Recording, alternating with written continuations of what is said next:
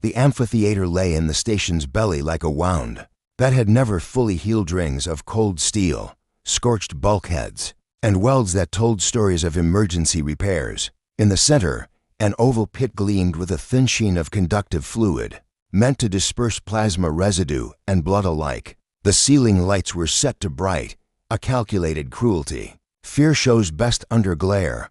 Cadets packed the perimeter tiers, armor sealed, helms unlatched so their faces were visible for the test. The evaluators wanted to see eyes. Every species in the interstellar vanguard had sent candidates to Wrath Station.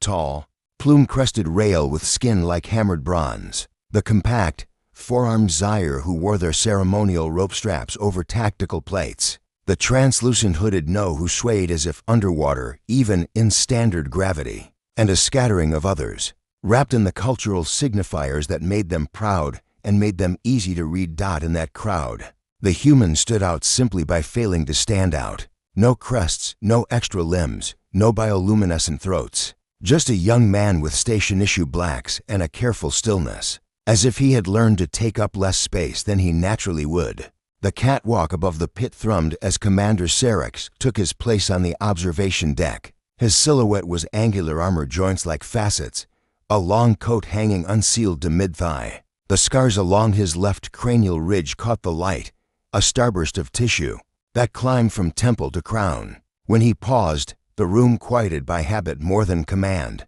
6 years, Serex said. His voice carried down and out, assisted by directional projectors that mapped the amphitheater's curves. You've learned to calculate delta V on reflex, to rebuild a railcaster blindfolded, to keep a fellow cadet's organs warm with your own body heat while waiting for evac. You're here because you can fight, fix, lead, follow. But today's test isn't about any of that.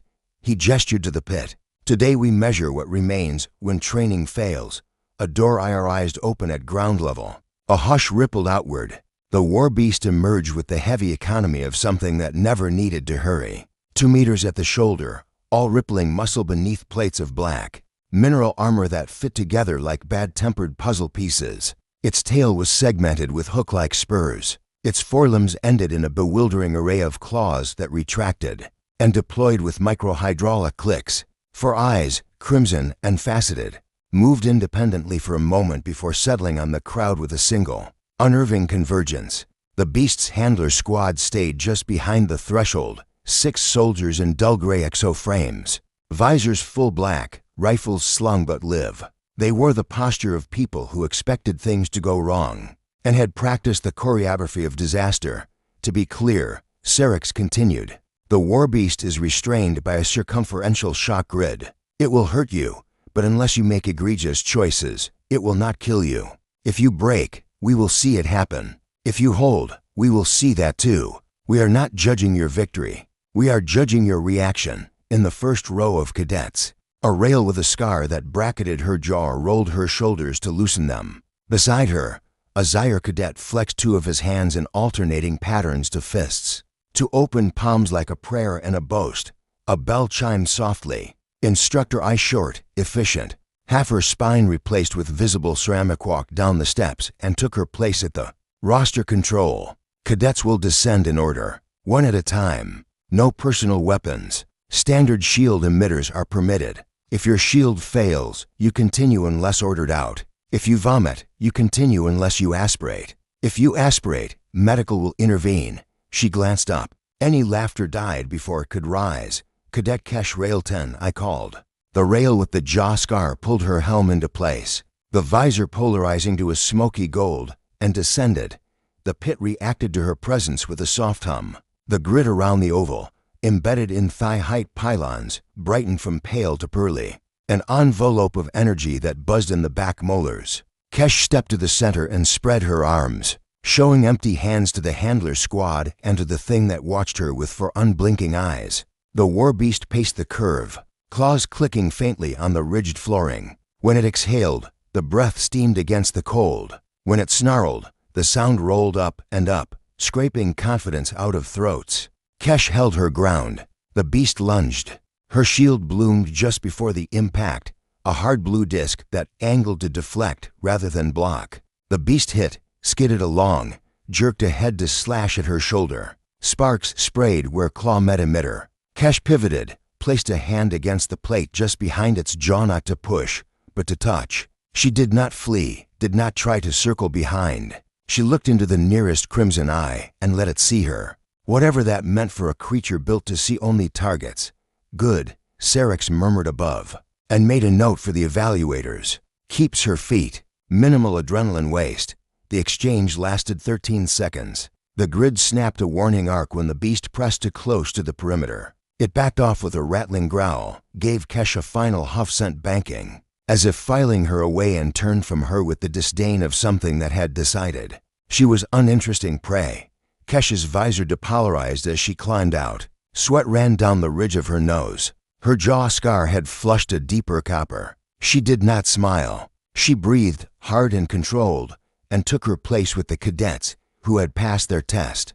2 more descended. The Zyre opened with a feint, for hands improvising a rhythm that confused the beast for a heartbeat before it swatted him like Itoi. His shield failed once, flickered back, and he finished on his back, staring up at the lights, laughing like someone who had almost died and liked the joke. A no flowed around the beast's first strike like water around a rock, then lost cohesion when one of the inner claws, not in any of the briefings, deployed from a plate and nicked her shoulder. The sight of her blood pale, nearly colorless, drew the beast's focus in a way that felt personal.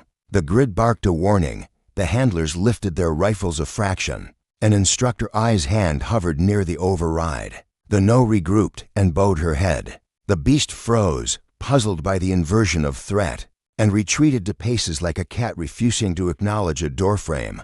Note that, Syrinx said. Refusal, not submission. His aide, a quiet Dazn named Etrel with a face like a folded map, typed with the gentle ferocity of someone who loved order. By the 7th cadet, the room had learned how to breathe again. Fear was a cycle: anticipation, shock, normalization. Relief, and the amphitheater churned through it with the mechanical grace of a well-oiled machine. Cadets came down. Cadets survived. Some shone. Some cracked at the edges and did not break. A Trinal with delicate, double-jointed legs trembled visibly for the first 5 seconds, then steadied with a visible decision and never wavered again. An Ocean with chitinous plates and prayer beads knotted around one wrist. Tried to dominate with volume. Got punished for it.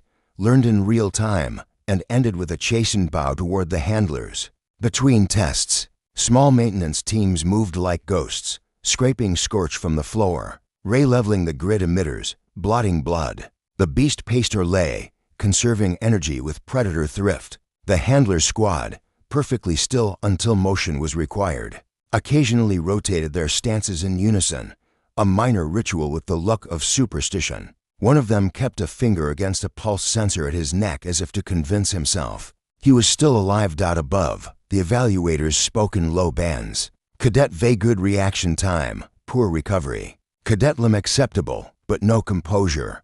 Cadet Adishha.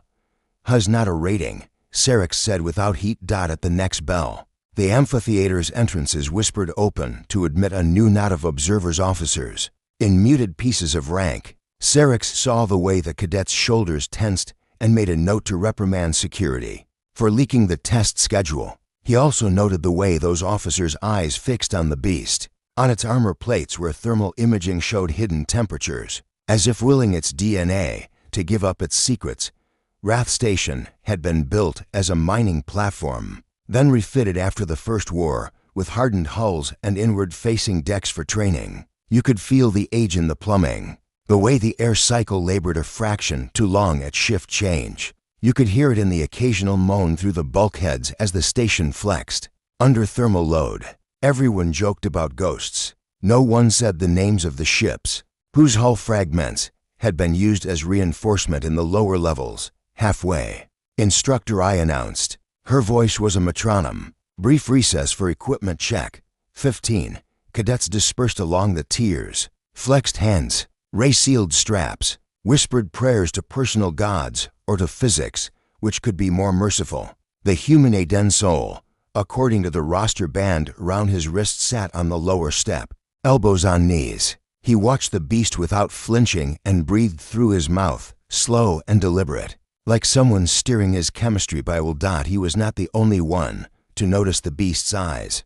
They were not just red, they were layered. Each facet caught a different angle of light, and, if you looked long enough, a different shade of red, a trick of optics or something more. When the beast blinked, the inner lids moved horizontally, moistening the corneas with a viscous film that reflected the amphitheater like a funhouse mirror. The pupils were slits when the lights blazed, but dilated to unsettling pools when shadow grazed the edges of the pit. More than once, a cadet caught sight of his or her own reflection there and looked away, shaken by the instinct that prey should not be able to see itself in the predator's gaze. Aiden did not look away. He held his own gaze in the reflection as if he needed to memorize what he looked like. When he was afraid, the handler squad leader, a woman with a voice eroded by old smoke, looked up toward Syrinx. He dipped his chin. Continue. Recess ended. The bell chimed. Instructor I returned to her panel. Second sequence. Cadet Oren Trinalkel. Another wave of cadets descended and climbed. The beast tested them in variations. A slow prowl versus a sudden leap. A feint to the right before a real attack from the left.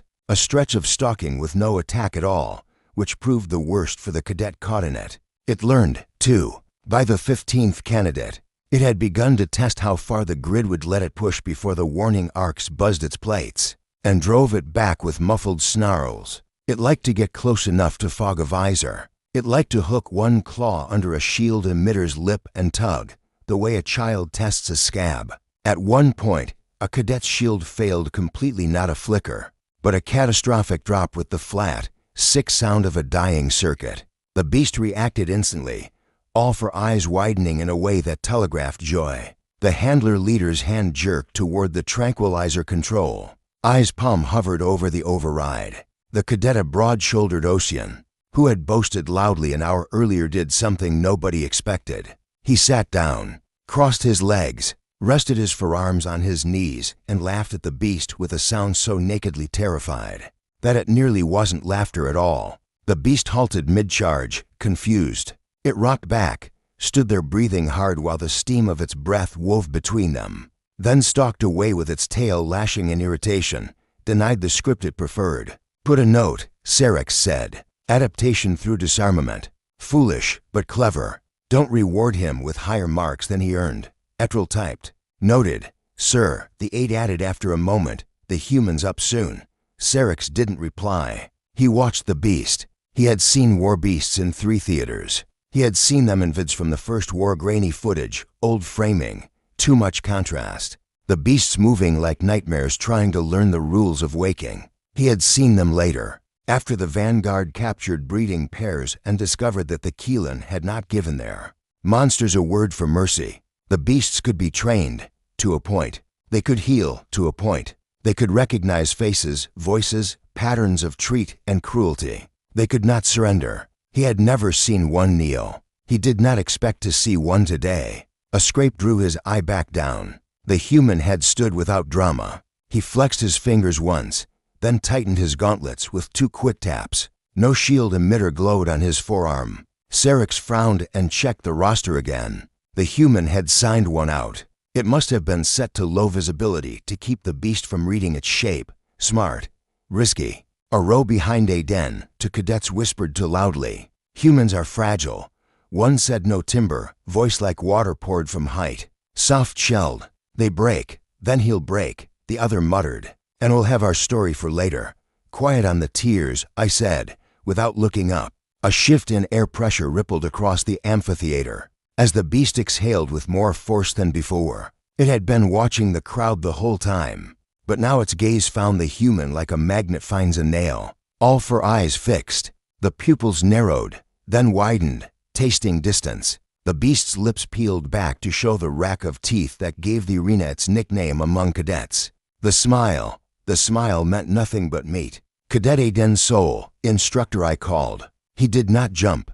He nodded once, as if the name affirmed something he already knew, and descended to the pit with the economy of motion of someone who didn't want to spend anything extra. The steps were too steep. They were meant to be. They made legs burn just enough to load the muscles with a stupid, useful ache. At the bottom, the temperature felt colder than it was, a trick of the grid humming in the bones. The human stepped onto the oval, and the grid brightened to pearly again. Up on the catwalk, Syrinx felt his heart remember a younger Rhythm Squad Bay nights. The smell of his own sweat in a zero-G rack. The sound of someone else's scream cut short by vacuum. He told himself the beat meant nothing. Aiden stopped halfway between center and curve, 2 steps shy of where most cadets had stood, 2 steps closer to the beast. The war beast rose from its crouch. It moved without hurry, and then, abruptly, with all hurry. The first 2 meters were a walk, the next to a trot.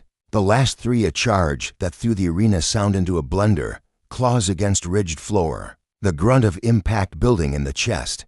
A cadet on the second tier swallowing a curse too late to keep it in. Aiden did not activate his shield. He stepped forward into the charge. Gasps broke out like a string of dropped dishes in a galley. Somewhere up in the officer's box, a hand started to reach for a lockdown. Syrinx didn't move. He watched the human's hands. They were empty. They were raised, not in surrender, but as if to calm a skittish animal.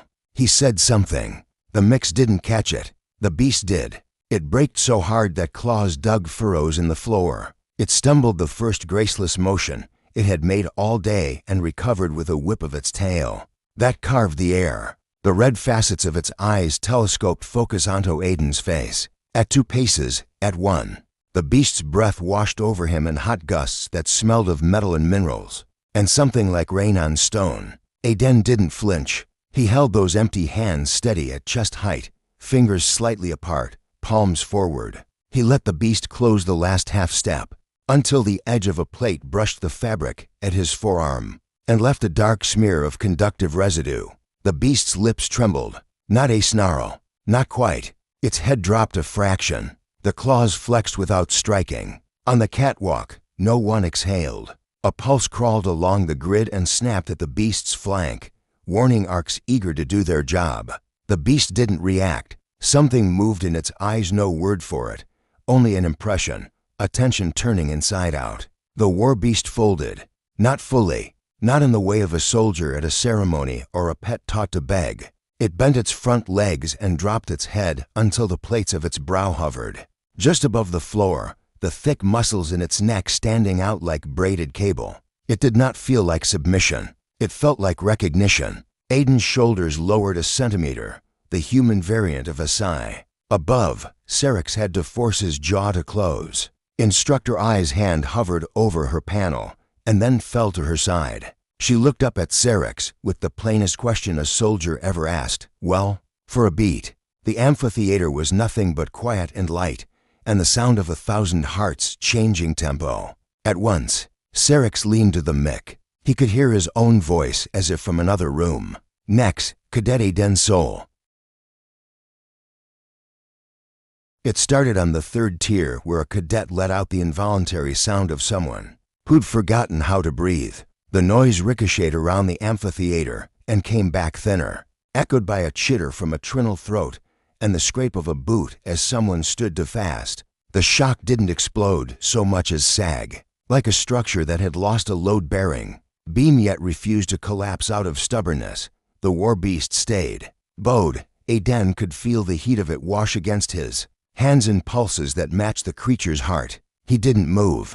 He didn't speak. He let the moment stabilize around stillness like dust settling in a low-gravity compartment. His palms had started to prickle with pins and needles, nerves complaining about having been told to hold an impossible line. He ignored that, too. Behind the beast, a handler lifted his rifle half an inch and froze there. Logic wrestling training. If the animal was knelt, shooting would startle it into motion. If it rose, shooting might make things worse. The handler leader splayed her fingers in a hold position. The line of her jaw looked carved out up on the catwalk. Syrinx made himself exhale. He didn't remember deciding to breathe. Cadet, instructor, I said at last, softly. Through the general channel, every mic dialed down a fraction. Step away slowly. Aiden nodded but didn't look away from the beast. The inner lids shifted again. A horizontal blink like a door closing and opening from the wrong direction. Somewhere beneath armor plates, a low, almost amphibian croon vibrated. He took one step back. The beast's head lifted not even a degree. Another step. The breath against his hands cooled as the gap widened at 3 paces. He stopped. He didn't want the beast to interpret retreat as rejection. The urge to reach out was ridiculous and strong. A compulsion built out of childhood instincts. Don't spook the stray dog.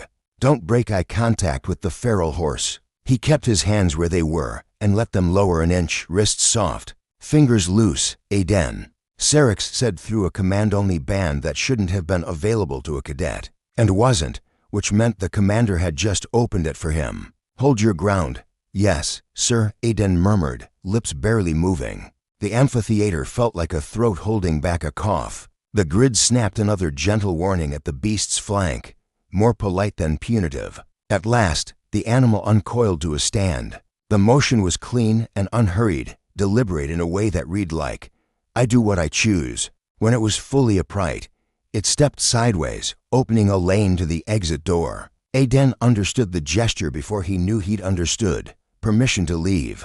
Predator grace extended to a thing it had chosen not to treat as prey. Ascend. Cadet soul, I said, voice steady now, as if the last 30 seconds would be written into a manual later, and she preferred her part to read cleanly. Aiden backed toward the steps and climbed without tripping, which felt like a small miracle. The tears seemed far away and too close. He could taste the ozone from the grid on the back of his tongue.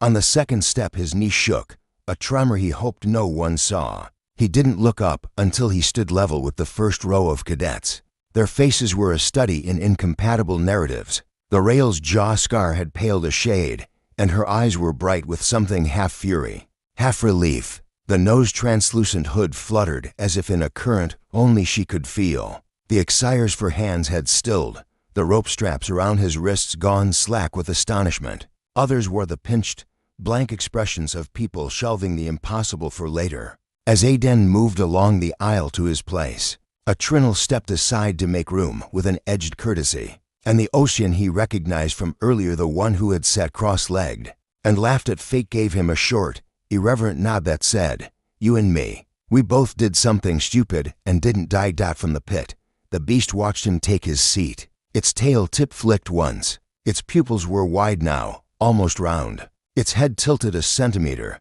and somehow the angle made the impression of a question. The cadet's murmurs resumed as a hiss, the pressure release of held breath. The amphitheater's intercom cracked, coughed, and delivered Instructor I's perfectly ordinary announcement. Next cadet.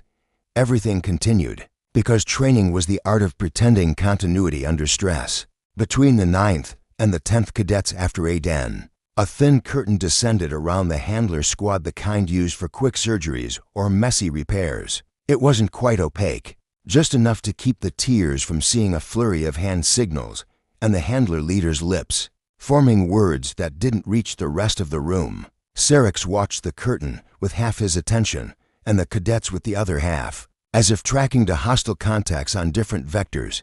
Commander, Etrel murmured, pitching his voice so it didn't carry. Should we call a full halt? No, Sarix said. His scar prickled, old nerves chimming with phantom signals. If we turn it into a spectacle, it becomes myth. We've finished the sequence. Then we locked down the record. Understood. The next cadet failed spectacularly, talked big, rushed the beast with a shout, got stripped of shield and dignity in one fluid exchange, and ended up on his back with a very educational claw held just above his throat. The grid cracked an arc against the beast's shoulder, just a whisper of pain.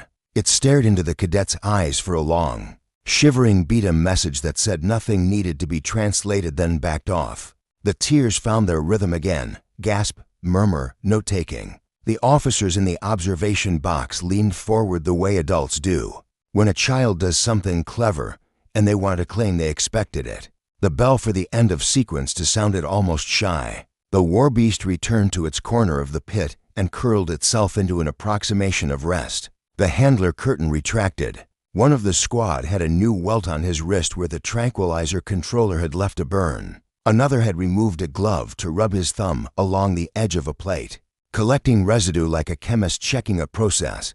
Dismissed for 2 hours. Instructor I announced. Section leaders, debrief rooms on assignment. Medical triggers are available in the med bay. If you don't think you need one, you probably do. Cadet Sal remain. Heads turned as if on a single hinge. Aiden didn't sigh out loud. He waited until the tears had started to empty. The buzz of voices rose, threaded with nervous laughter, and the brittle brag of relief. Gossip flowered instantly. Watered by adrenaline, I heard humans hunted their own megafauna with rocks. My grandmother said humans trick animals to drown. The beast saw its reflection and thought the human was four-eyed and kin. He let the words wash by without snagging. When the tears thinned, I gestured him toward a side door. The corridor beyond was narrow and chilled. Conduit bundles running along the ceiling like exposed veins. Hands, she said without preamble as they walked. He showed them. A faint tremor had finally taken up residence between his thumb and forefinger. He held them out, palms up, palms down. Eyes flicked over them like scanners. No lacerations. Tremor within normal range post-stress. She handed him a cloth. Wipe your forearms. That residue is a conductor. Touch a panel wrong and you'll taste your skeleton. He obeyed. The cloth came away with dark smears that smelled like hot stone after rain. Sir, ma'am.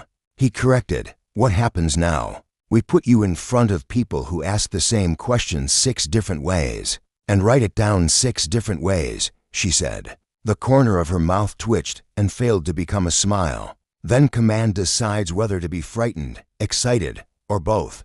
They reached a debrief room small. Functional, a table with embedded recording nodes. A carafe of water sweating condensation into a ring. The observation window on the far wall looked like black glass. Aiden could feel the eyes behind it.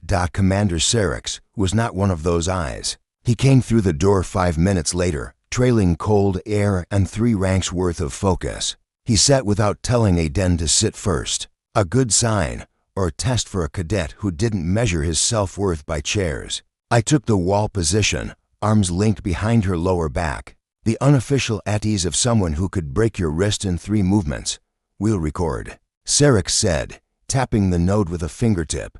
But this is simple. Tell me everything you did, and more importantly, everything you felt. Aiden had expected a technical autopsy. He hadn't expected that last part. He poured water and didn't drink it.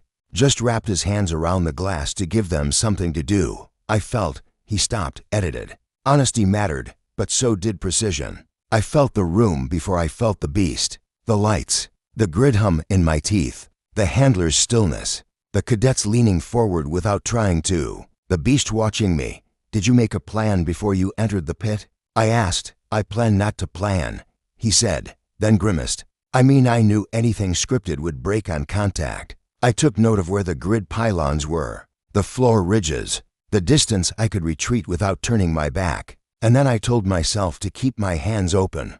Why? Syrinx asked. Because closed hands look like fists or claws, Aiden said. And I didn't want to look like either. Syrinx made a small, pleased sound that could have been a cough anywhere else. What did you say when it charged? I don't know if it heard me, Aiden said. But I said steady. Steady, Syrinx repeated, as if trying the word on his tongue to see how it fit. Not stop, not down. Those are commands, Aiden said. And I'm not its handler. Eyes gaze shifted, perceptibly approving. When it knelt, the slightest stress on the verb. What did you feel? Relief, Aiden said. He let the word sit. It wasn't big enough. He reached for other phrases. Recognition. Like when you meet someone in a mirror. No, that's wrong. Like when you hear a chord and know where it wants to go. Familiarity without memory. You've met a war beast before? Syrinx's tone made the answer he expected clear. No, sir. Animals? Predators? Aiden half laughed. Earth doesn't have anything like that left where I grew up. There were deer in preserves. A rescue dog that hated men. A handful of feral cats who decided my apartment was on their route. That's it. Then what? Syrinx said softly. Recognized you. Aiden looked down at his hands. They were steady now. The tremor had retreated like a tide. I don't know.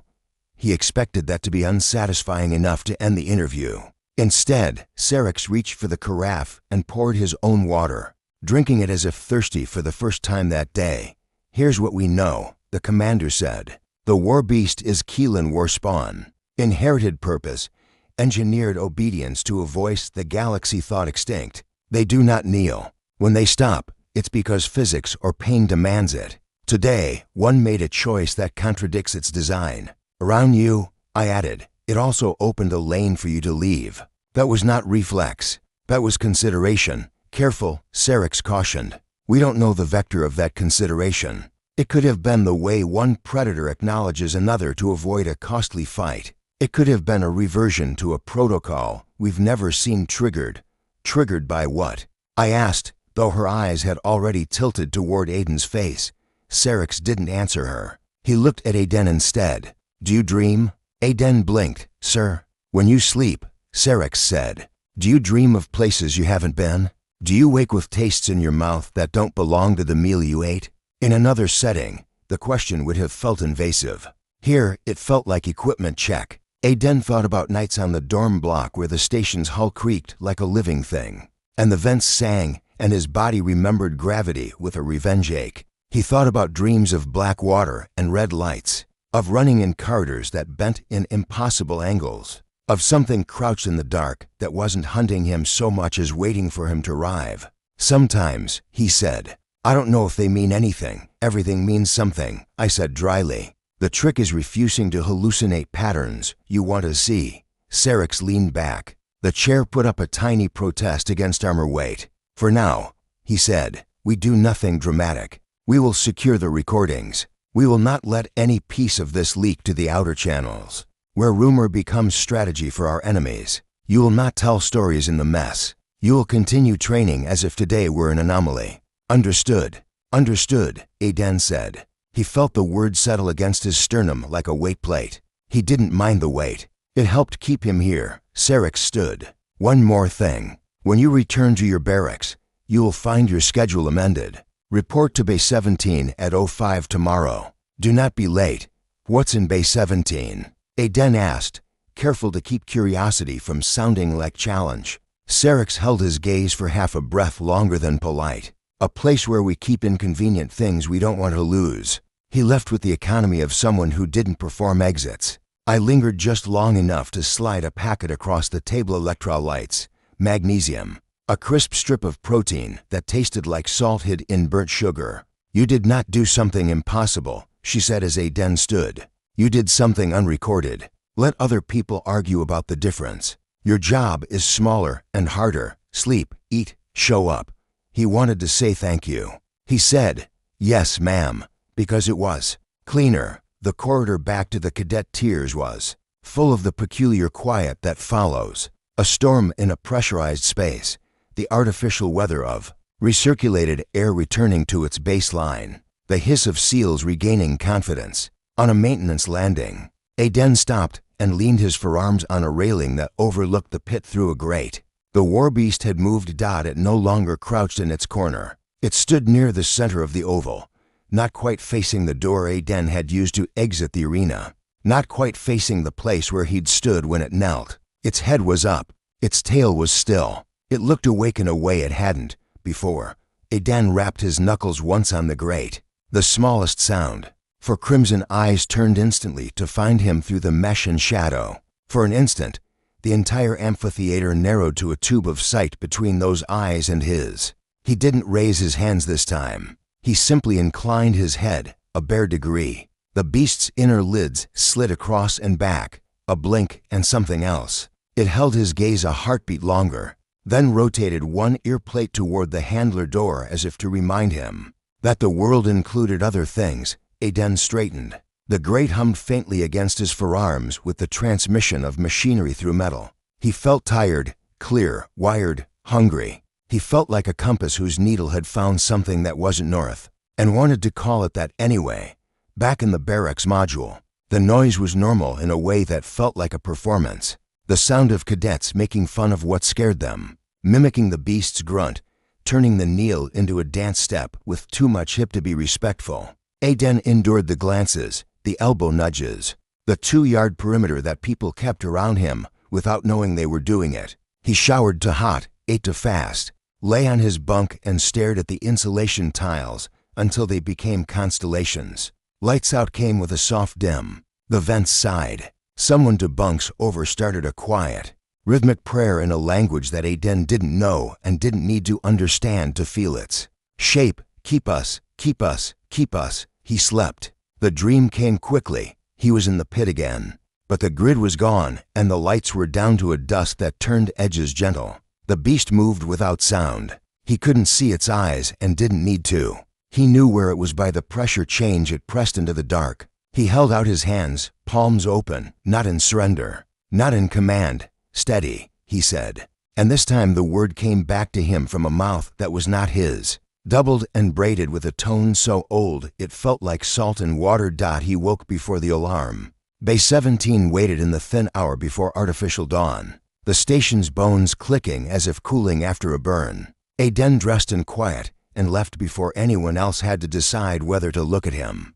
On his way across the training artery, he paused beside a viewport where the cosmos had been rolled up and pinned to the glass. The Veil Nebula a bruise of color. The debris field beyond the starboard sweep like a dusting of iron filings. Somewhere out there, something old was stirring. Fleet intelligence said so.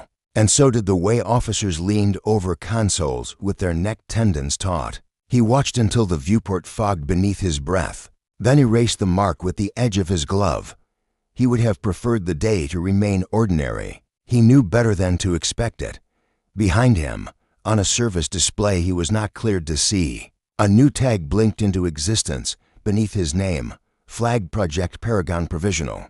In Bay 17, someone keyed open a cage door. And on a deck far below, in a room where beasts, who were not supposed to learn, slept with one ear plate, always turned toward the world. For crimson eyes opened at once, not to the bell or the handler's footfall, but to a shape moving along a corridor 5 levels up, a pattern of gait and breath the beast already knew. It exhaled, tasting metal and the distant memory of rain on stone. When Aiden reached the bay, the door recognized his wristband and slid wide. What waited inside was not a lecture and not a reprimand. The hangar doors of Bay 17 hissed shut behind Aiden, sealing him into a world that felt a universe apart from the cadet dormitories above. The space was colder, darker, more silent than anything on Wrath Station had a right to be. It was not the humming, bustling, utilitarian sort of bay where ships were repaired or drop pods rearmed. It was a vault, a shrine. The walls were plated in ancient alloy blackened metal shot through with veins of silvery threads, etched with language Aiden didn't recognize. The air carried a faint, iron scent, and beneath it a stranger note: ozone, salt, and something almost alive. He walked forward, the soft hiss of his boots against the polished floor the only sound. Then the lights rose in thin vertical bands, revealing what Bay 17 truly held. Not ships, not weapons, not machines. Beasts. Dozens of them. Some were smaller than the war beast he'd faced, barely taller than a man's waist, their spines ridged with luminous scales. Others were giants, suspended in containment fields like sleeping titans. Their bodies were scarred, plated, and some bore ports where machinery had fused with flesh. Their eyes closed now glowed faintly beneath their lids. Aiden's breath caught. It felt wrong to speak here, as if words would wake gods that ought to stay asleep. Impressive, aren't they? The voice came from the shadows on the far side of the chamber. Aiden turned, hand twitching toward the non-existent sidearm cadets weren't permitted to carry. Commander Sarek stepped into the light. He wasn't alone. 2 figures followed: a tall, bone-pale woman with white hair tied in a severe knot and a slate-black uniform with no insignia, and a man in civilian clothes whose hands bore more scars than skin. This, Sarek said, his voice softer now, is the heart of Project Paragon. The pale woman inclined her head slightly. Cadet Soul, she said, her tone flat but not unfriendly. I am Director Naira. I oversee genetic intelligence and ancient code retrieval for the Vanguard. And this, she nodded to the scarred man, is Dr. Hal Vex, xenobiologist, Keelan specialist. Vex gave a lopsided smile. And occasional heretic, he added. Sarek gestured toward the sleeping beasts. You're looking at what remains of the Keelan Archengine. These are the progenitors, the originals. The war beasts bred from them are weapons. These were something else. Tools, messengers, executors of will. Aiden swallowed. They're alive. They're dreaming, Vex said. They've been dreaming for centuries. And when they wake, he let the sentence hang. They remember. Naira stepped closer, studying Aiden with unnerving precision. Tell me about the war beast in the arena. Aiden hesitated. It knelt. No, she said. Tell me why. I don't know. Wrong. She took another step forward. You do. Maybe not in words, maybe not in theory, but in instinct. Something in you made that creature halt. We have observed war beasts faced with hundreds of species predators, telepaths, empaths, genetic offshoots of the Keelan themselves. Not once has one knelt, and then you appear one unaugmented human from a forgotten world and it yields. Explain that. The silence stretched. Aiden stared at the floor, the ceiling, the beasts anywhere but those burning eyes. I just felt it, he said finally. The rage under the surface, the fear. It wasn't trying to kill me, it was trying to survive. Vex's smile deepened. There it is. You spoke to it in a language older than words. What language? Memory, Vex said. Ancestry. Syrinx stepped between them then, his tone shifting from interrogator to instructor. Do you know why the Keelan feared humanity, Soul? Why they burned your homeworld's colonies to ash during the First War? It wasn't because of your weapons. It wasn't because of your numbers. It was because of something they couldn't quantify. They called it the resonance, Naira said. A biological frequency, part pheromone, part bioelectric signature, part something else. Humans project it naturally. Most species barely notice. But the war beasts, they were built to obey it. Aiden blinked. That's impossible. We didn't even know the Keelan existed until they showed up at the edge of Soul. Syrinx interrupted. Yes, and yet they knew you. Or rather, they remembered you. Humanity isn't just another species in their history, Cadet. Humanity is the reason their empire ended. The room tilted, metaphorically if not physically. Aiden stepped back, shaking his head. But Earth's records purged, Naira said bluntly, deliberately. By your own governments after the Treaty of Edris, the truth was inconvenient, dangerous. It suggested humans were not prey, nor equals but jailers. Wardens of a war they didn't even remember fighting. Vex chuckled softly. The Keelan called your kind Sirath, those who break chains. They engineered their war beasts to ignore all orders but theirs, except yours. And when they turned on their masters, the Keelan fled.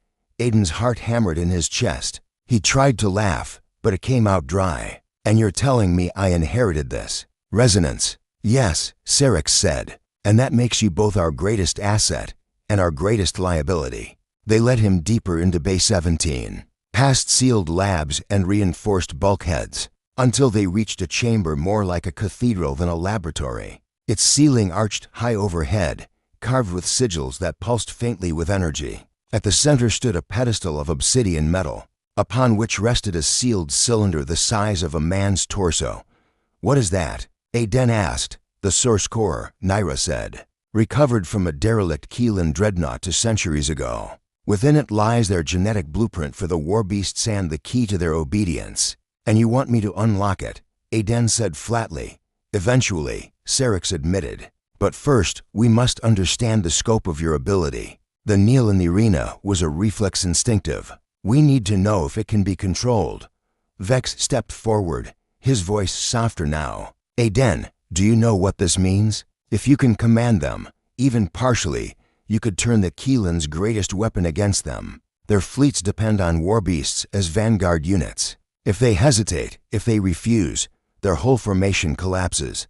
And if I fail, then we know, Syrinx said. And we prepare for war the old way. Aiden stared at the core. His reflection warped in the black metal. He didn't feel powerful. He felt small. A single cadet caught in a machine of history too vast to comprehend. What happens to me if I say no? He asked quietly. Naira's gaze didn't waver. You won't. It wasn't arrogance. It was certainty, and it terrified him more than any threat could have. That night, back in the cadet dormitory, Aiden couldn't sleep. His bunk felt too narrow, the air too thin. Around him, the others dreamed fitfully, tossing beneath the artificial glow of night cycle. He replayed every word, every revelation, every implication. Humans as species weren't just participants in a forgotten war. They were its architects, its enders, and he, by accident of birth, might hold the key to its future.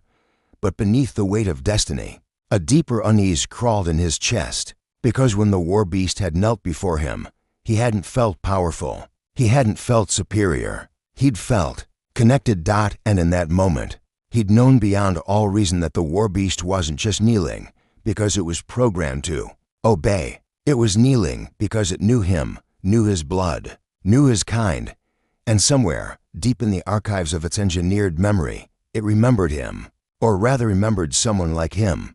And if that was true, then the ghosts of the First War weren't gone. They were waiting, and they had just recognized their warden. 2 days later, the summons came. Cadet Soul. The comm crackled as he rose from his bunk. Report to Bay 17. Authorization, Paragon Phase 1. He suited up in silence. The corridors felt narrower now, the station smaller, as if the knowledge of what lay beneath its decks had shifted the shape of the world. The war beasts had been weapons. Humanity had been their masters. And now, once again, the galaxy was teetering toward war. Only this time, Aden Soul wouldn't just be a soldier. He would be the key, and perhaps the trigger. Bay 17 no longer felt like a room. It felt like a threshold, a doorway between the known and the forgotten. When Aden stepped through its blast doors that morning, the hum of the station receded, and the air grew still, heavy with the weight of what waited within. The war beasts were awake. Not all of them, only 3. But that was enough to fill the chamber with a presence so primal it crawled against the skin. Their breath fogged the air. Their plates shifted and clinked like armor before a battle. The largest of them, the same beast that had knelt in the arena, crouched at the far end of the chamber, for crimson eyes tracking Aden with the same unnerving focus as before. Only this time, something in its gaze had changed. It was no longer the predatory calculation of a creature measuring a threat. It was anticipation, recognition. Commander Serix stood on an observation platform, arms folded behind his back. Director Naira and Dr. Vex were beside him, their faces lit by the pale glow of data screens. Cadet Soul, Serix's voice rolled down from above, amplified and unyielding. Today we begin Phase 1. Aden stepped into the circle etched into the bay floor, a lattice of concentric rings inscribed with Keelan script and overlaid with human sensor technology. The fusion of alien and human craft hummed underfoot. Phase 1, Aden asked. Vex's voice crackled over the comm. We test control, influence, command. You've proven you can stop a war beast. Now we see if you can lead one. The words carried a gravity Aden didn't fully understand, and a weight he couldn't escape. He swallowed once, grounding himself. What do I do? Nothing unnatural, Naira said. Her tone clinical. Do not think of control. Do not demand. Just connect. Open yourself to it as you did before. Let instinct guide you. Instinct. The word echoed in Aden's mind. He wasn't sure he trusted his instincts anymore. Not after everything they'd told him, but he nodded anyway. The largest war beast, the one they had designated Rathos, lowered itself onto its haunches and began to prowl toward him. The technicians behind the glass tensed. Energy spikes rippled across their monitors, even dormant. Rathos was a weapon of catastrophic potential. A single swipe of its claws could tear a dropship in half. Aden raised his hands, not in fear, not in defense, but the way he had before, open, empty, unthreatening. Steady, he whispered. The creature paused. Aden felt it, faint at first, then building, a pulse thrumming beneath the surface of his awareness. It wasn't sound. It wasn't sight. It was contact, a bridge forming not between minds but between something deeper, older. He saw flashes in his head, red deserts beneath a dying sun, the roar of battle, the cries of creatures that had once knelt willingly. The images weren't his, they were theirs. Ratha stopped 3 meters away, its breathing deepened. The others, the smaller beasts, began to stir, rising from their crouches, heads turning toward him as if drawn by some silent call. Heart rate stable, Vex murmured. No adrenal spike. Neural activity rising. My God, it's sensing. Focus, Cadet, Serix said, his voice taut with suppressed excitement. Issue a directive. Aden blinked. A directive. Something simple, Naira said. A gesture, a movement, something to test influence. His heart thudded. He thought of the words that Keelan had once feared, those who break chains. He thought of the war beasts, bred for obedience, but trapped in their own rage. And then, without thinking, he extended his hand and pointed to the far wall. "Go," he said. Rathos did not hesitate. The great beast turned and strode across the chamber, claws clicking like thunder against the metal floor. It stopped exactly where he had indicated, and knelt. The smaller beasts followed, forming a crescent behind it, heads bowed. Aiden stared, stunned. The observation platform erupted with overlapping voices, Naira barking orders to log the data, Vex laughing in disbelief, Syrinx saying nothing at all. Then the alarms began to scream. The deck lights shifted from cool white to pulsing crimson. A harsh klaxon rattled the chamber, followed by the sharp hiss of lockdown bulkheads sealing in sequence. "Status report," Syrinx barked. Outer sensor grid just lit up. One of the techs called back. "Multiple signatures, big ones. Translation complete. Keelan bioships. They've dropped out of warp at the edge of the system." "How many? Dozens?" "No, hundreds." The room went still. "They've found us," Naira said quietly. "Impossible," Vex muttered. "The Veil Nebula's interference. They weren't looking for us," Syrinx interrupted. "They were looking for him." His gaze fixed on Aiden. The station plunged into chaos. Sirens echoed through every corridor. Squads of armored soldiers sprinted toward defensive posts. Docking clamps released and cruisers began launching from their moorings like silver bullets. Aiden stood frozen in the middle of Bay 17, the beasts still kneeling in eerie silence around him. "Commander," he asked, "what do we do?" Syrinx's answer was measured and grim. "We prepare for war." The next hours blurred into a whirlwind of orders, mobilizations, and briefings. Wrath Station's fleet, 3 carriers, 14 destroyers, and nearly 60 interceptors, scrambled into battle formation. Civilian transports were ordered into emergency warp. The cadets were locked down in secured barracks. Aiden was not among them. He was escorted, summoned, to the bridge of the Vanguard flagship Aegis, where Syrinx waited beside a massive holomap.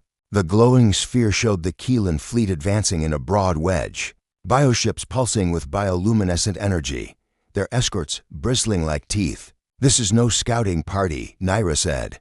"This is an extermination force, estimated rival." Syrinx asked. For hours, the room fell silent. "We can't win this fight," one officer muttered. "Not without reinforcements. Not against that." "Then we don't fight the way they expect," Syrinx said. His eyes turned to Aiden. "We fight with you." "Me?" Aiden stared at him. "I'm a cadet." "I'm not. You are the only variable they cannot account for," Syrinx said. "Their entire strategy hinges on the war beasts. And if you can turn them, we turn the war." Naira finished. Aiden looked at the holomap, then at the commander, then at his own trembling hands. The thought was insane, impossible. And yet, so was everything else. "I don't know if I can control that many," he whispered. Syrinx's gaze softened, just for a heartbeat. Neither did the first human who tried. And yet they ended the first war. The words echoed in his head. "Those who break chains." He closed his eyes, inhaled slowly, and let the fear wash over him. Not to drown in it, but to anchor himself when he opened them again. There was steel in his voice. "Then let's see if I can do it again." 3 hours later, the Keelan fleet descended upon Wrath Station. The void around the station bloomed with explosions as ships exchanged fire. Plasma beams lanced across the darkness. Missile trails streaked like shooting stars. The first wave of Keelan bioships surged forward, their living hulls bristling with organic weaponry, and ahead of them came the war beasts.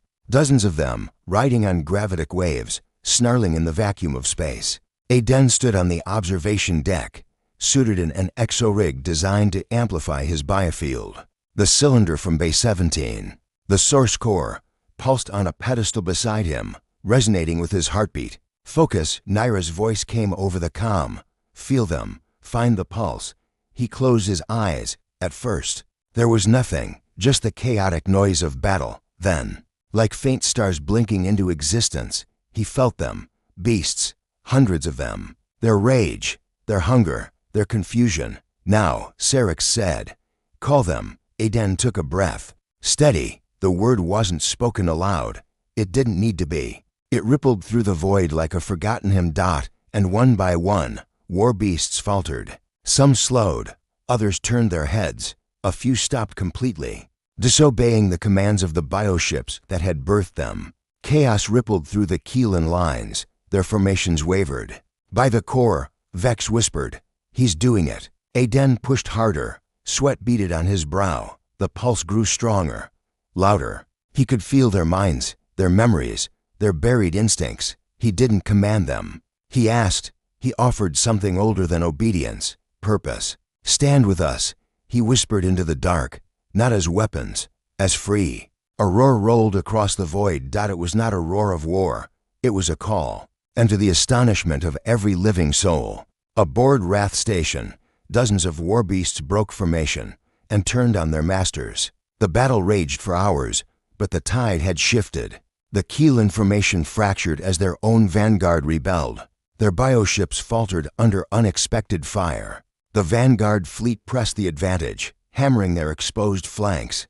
When the last enemy ship fled into the darkness, the void was silent once more. The stars burned cold and indifferent, but something fundamental had changed. Aden stood motionless on the observation deck, staring out at the drifting war beasts now circling the station peacefully.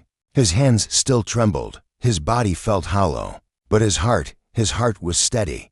Syrinx approached, his armor scorched from command deck fires. "You did it," he said simply. "No," Aden murmured, watching the beasts move like great, silent guardians. "We did." Syrinx looked at him for a long moment, then nodded. "The war isn't over. They'll come again, stronger, smarter, and when they do, they'll come for you." "I know," Aden said, "and I'll be ready." As the stars stretched on forever beyond the viewport, the boy from a forgotten world, the last heir of an ancient legacy, felt the weight of history settle on his shoulders. The war beast had once snarled at every cadet,